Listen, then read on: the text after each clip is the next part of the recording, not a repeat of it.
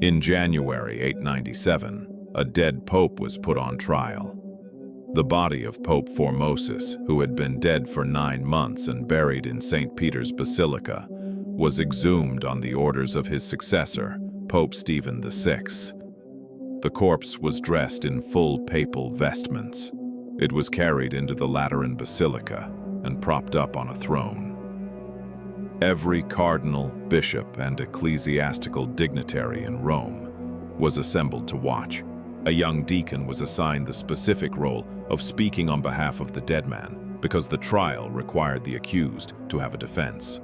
Pope Stephen VI then personally walked up to the rotting corpse of his predecessor and began shouting accusations at it. The chronicler, Liutprand of Cremona, whose account is one of the primary sources for this event, recorded the specific question. Stephen screamed at the corpse, "When you were Bishop of Porto, why did you usurp the universal Roman See in such a spirit of ambition?"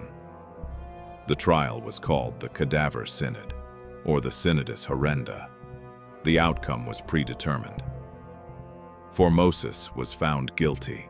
His papal vestments were torn off the corpse. 3 fingers on his right hand, the fingers used for blessings, were severed. The body was thrown into the Tiber River. This is practice number 1. We have 12 more. The Cadaver Synod's aftermath is as remarkable as the event itself, because it illustrates something about medieval institutional psychology that the event alone does not fully convey. The Roman population, witnessing or hearing about a sitting pope screaming at a decomposing corpse in the official cathedral while assembled bishops watched, did not respond with acceptance or indifference. They revolted.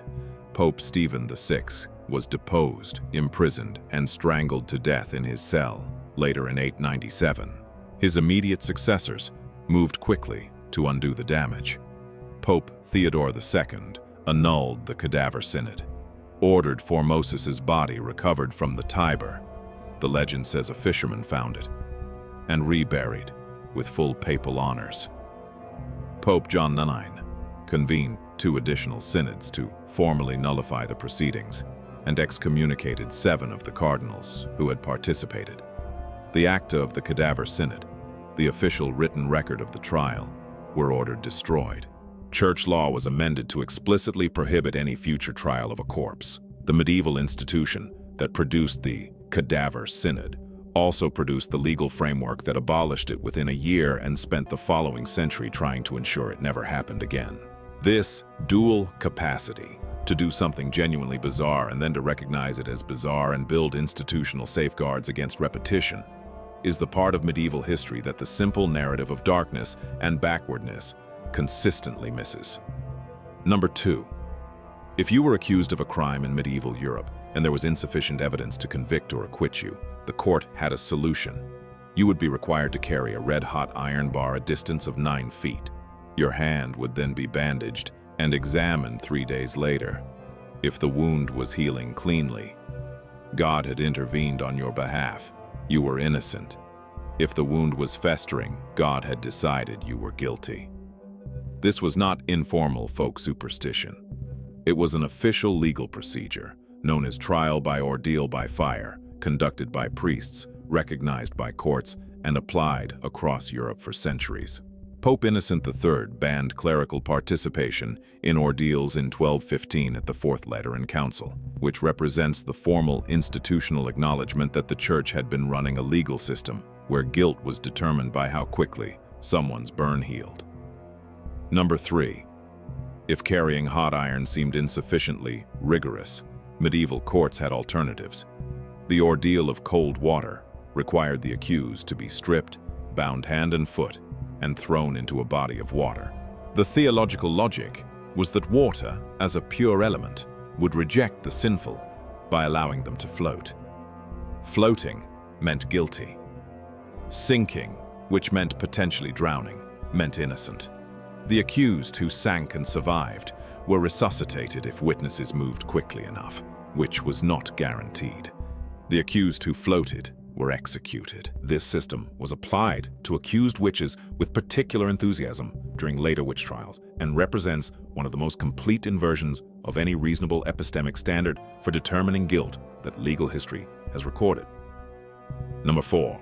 The medieval diagnosis of illness frequently relied on a practice called uroscopy, the examination of a patient's urine to determine the nature and severity of disease. So far, so reasonable.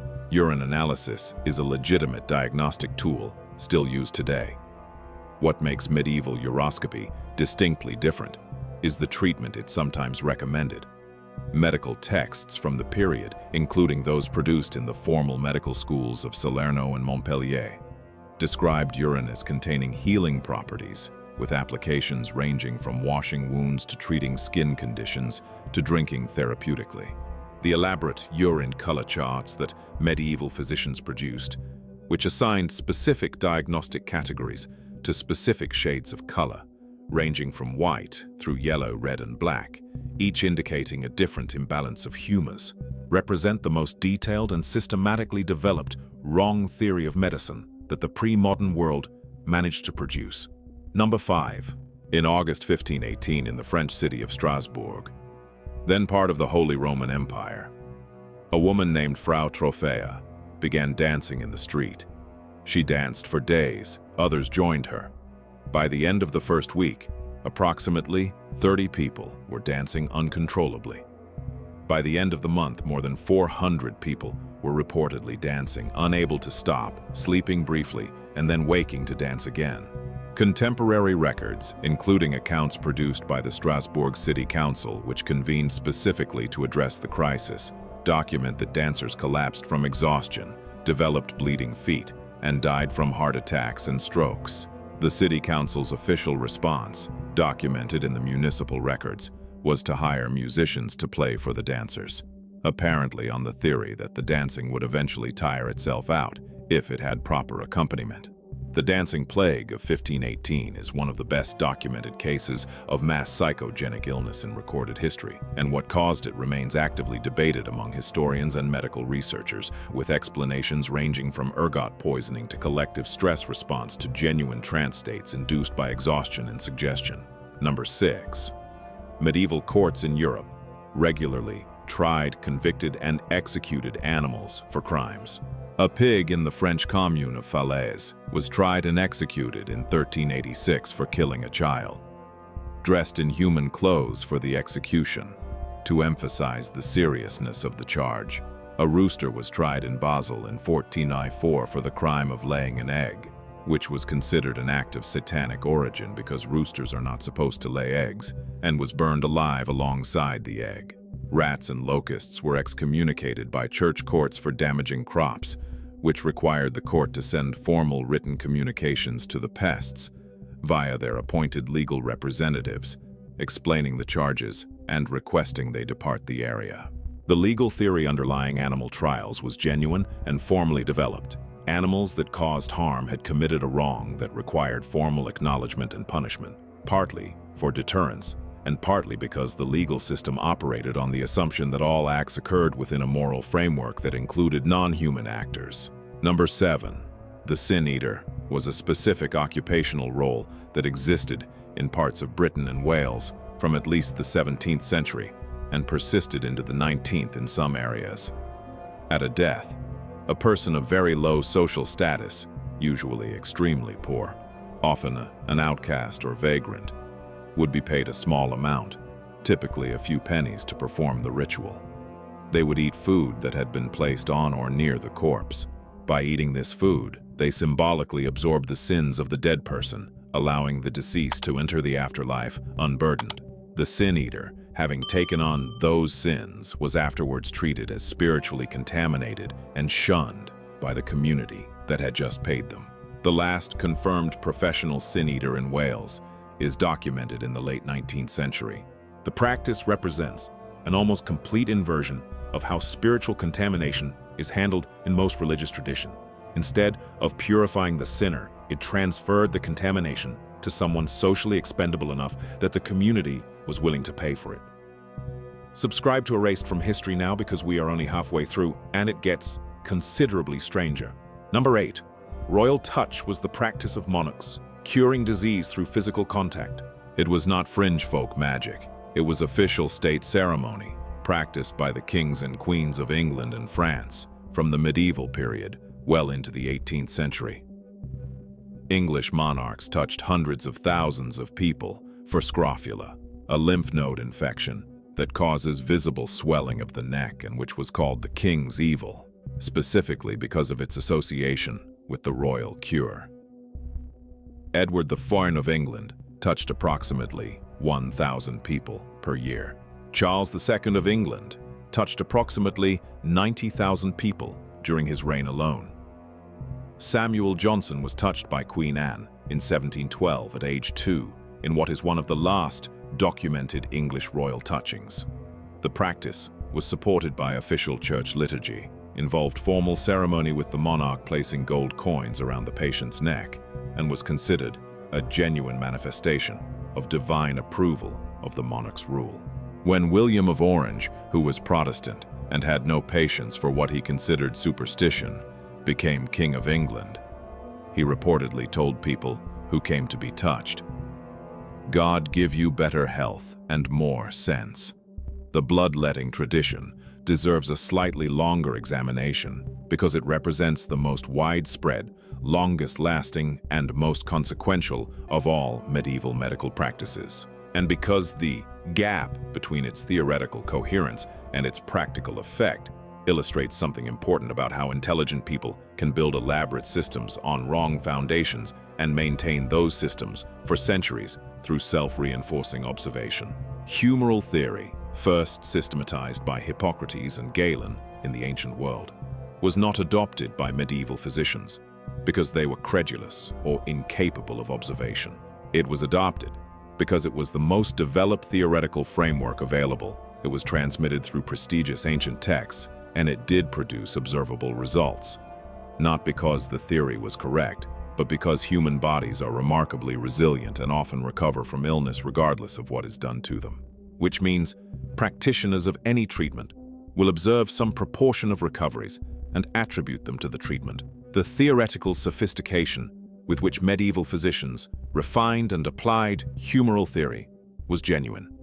The medical schools of Salerno and Montpellier produced sophisticated texts on diagnosis, treatment, and pharmaceutical preparation. The error was not one of inadequate intelligence, but of an incorrect foundational model applied with considerable skill.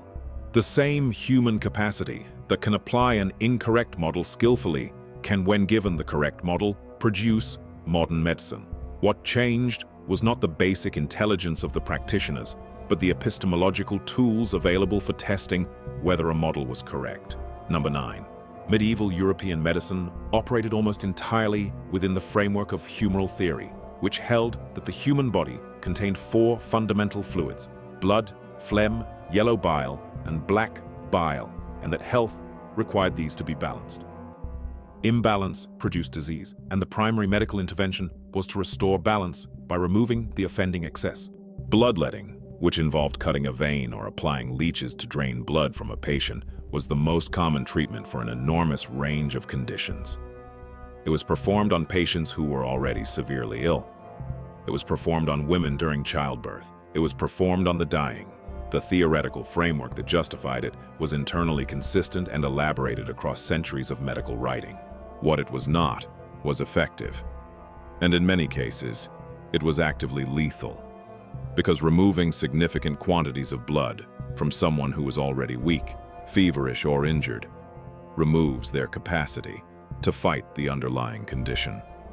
George Washington is believed to have died in 1799, partly as a result of bloodletting applied in response to his throat infection, removed roughly 5 to 7 pints of blood from a 67-year-old man over the course of a single day.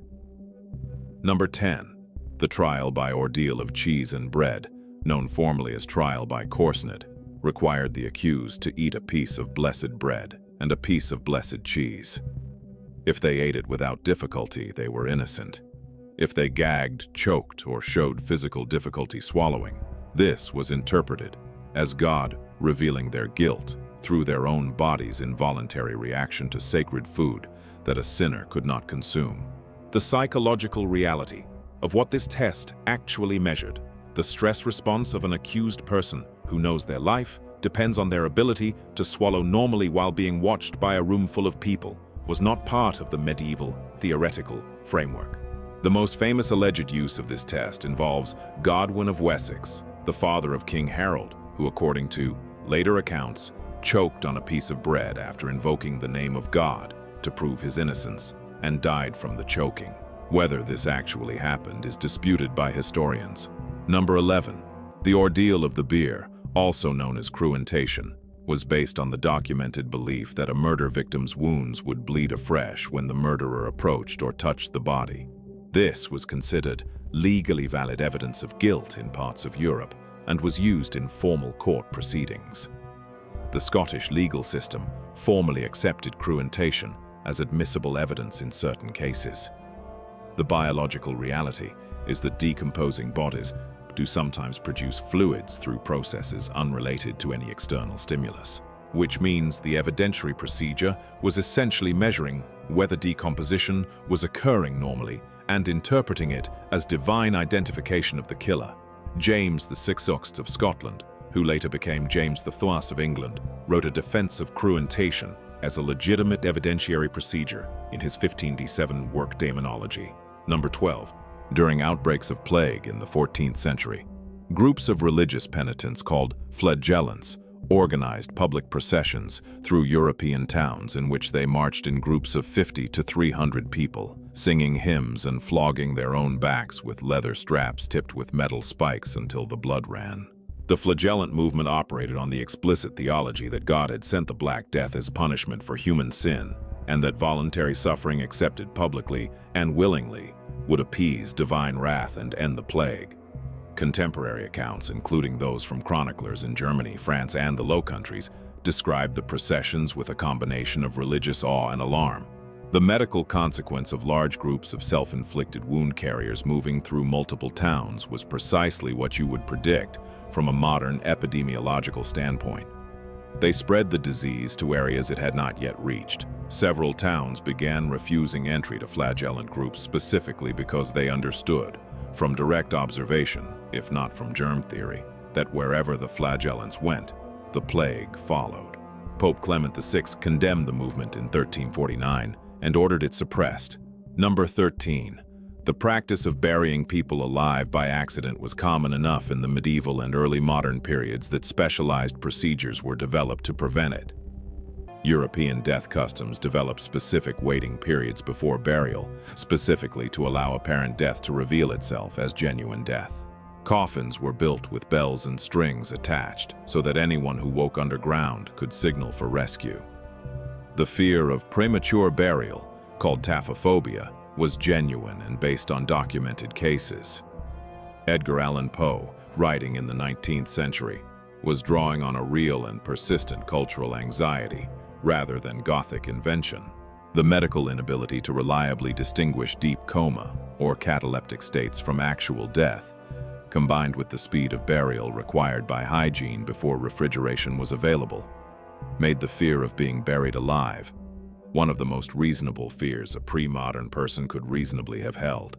13 practices, all documented, all accepted within the cultures that practiced them as reasonable, necessary, or divinely sanctioned, all representing something the modern world has decided no longer to call medicine, law, or justice, without always being entirely clear on what has specifically changed, or whether the certainty with which we apply those words to our current practices will look, in another 5 centuries, any more warranted than the certainty with which a medieval physician prescribed bloodletting. That uncertainty is the real reason this history is worth knowing. If you want the history they erased from the books, subscribe to Erased from History, because next week we go somewhere even darker.